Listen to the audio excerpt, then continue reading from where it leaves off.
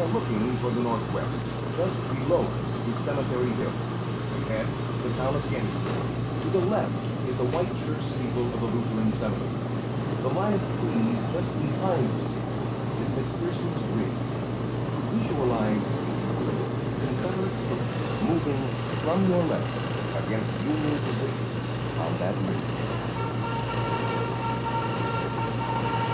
The battle began early the morning of July 1st. To the left of town, along McPherson's Ridge, General John Buford's cavalry dismounted to try and stop Southern infantry attacking along the ridge. But the rebels were too strong. Buford called for help. His reinforcements arrived by 10. Tramping along to the shrill fight, 10 regiments, 3,000 First Corps soldiers were led into battle by General John Reynolds. Minutes later, Reynolds was dead, the first general officer casualty of the battle. The fighting raged for over 6 hours. At one point, an old man in a swallowtail coat shuffled up, a battered musket on his shoulder. What was a civilian doing here? Then a Union soldier shoved an Army Springfield at old John Burns. Man, know how to use this thing? I don't need them newfangled things. Got my powder and shot right in my pocket. Those dang rebels, they drove off my cows. They got no right to drive off my cows. John Burns, citizen of Gettysburg, stayed and fought and was wounded 3 times. He was 72.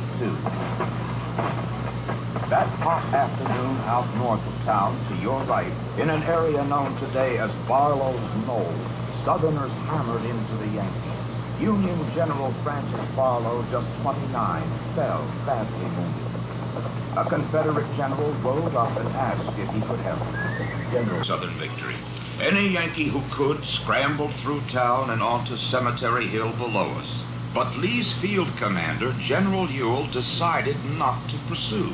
During the night, this fateful decision gave the Union command time to bring in reinforcements to Cemetery Hill and Culp's Hill, straight ahead, now marked by that small tower. Late on July 2nd, the Confederates struck Cemetery Hill, then fell back amid savage fighting. Over on Culp's Hill, rebel attackers occupied some empty Union entrenchments, but would only lose them the next morning. One young Southerner who died on Culp's Hill had lived in Gettysburg, had gone south before the war. His grandfather had owned this hill. The Confederate soldier's name was Wesley Culp. Yes, it was that kind of war. Strange thing about this battle, it wouldn't be until the 3rd day of fighting in a field about 3 miles directly beyond Culp's Hill that the cavalry of both armies and 2 famous generals would meet head-on, Confederate General Jeb Stuart and Union General George Armstrong Custer. Custer was all of 23, just out of West Point. His cavalry and Stuart's wheeled, fired, and slashed away at each other out there in the farmland. But the Confederate troopers couldn't break through. If they had, well, just look at the Baltimore Pike right down below. That's where the Union supply wagons and reserve artillery were posted.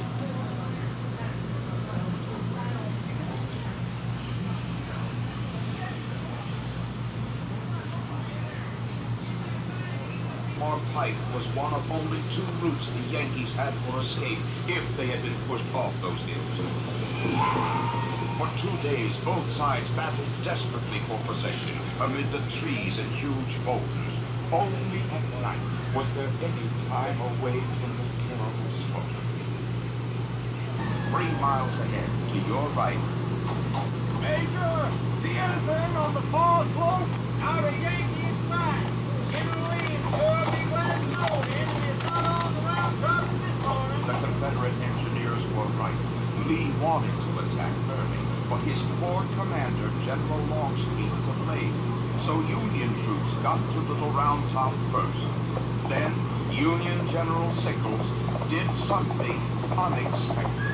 General Sickles requests that you move your regiment forward and form a new line closer to Emmitsburg Road by the beech orchard. But Lieutenant, that'll leave our entire flank vulnerable. General Sickles wants a better look at the enemy. signals moved his entire Union Corps forward, and except for a few signal corpsmen, vacated the most strategic terrain of the entire battlefield, Little Round Top. At 4 p.m., Union General Warren inspected Little Round Top, found no one there to resist the rebel attack. Down below, he spotted a brigade of bluecoats and ordered them to Little Round Top on the double.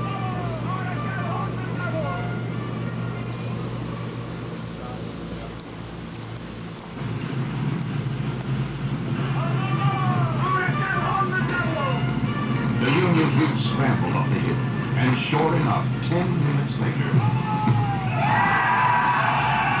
leading the Confederates, the men of Alabama charged up the hill. Then the commanding officer of the Union 20th Maine Regiment ordered a bayonet charge, a surprise tactic that repelled the Confederate assault. Only a third of a mile away, to the right, Confederate sharpshooters hid in the huge boulders of Devil's Den, picking off Yankees on Little Round Top. Further to the right, in the wheat field and peach orchard, blue and gray figures blasted away 30 paces apart, tearing at each other through the smoke and the dust. By the end of all the bloodshed that second day, neither side had gained, and nearly 24,000 men were dead or wounded.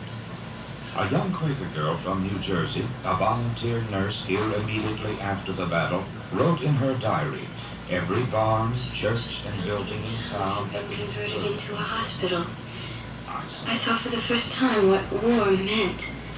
Prostrate, bleeding men lay together according to their wounds, poor sufferers' faces, white and drawn with pain. I seemed to stand in a sea of anguish, a sight which, for me, robbed the battlefield of its glory." Please wait. The sound program will continue momentarily. Thank you.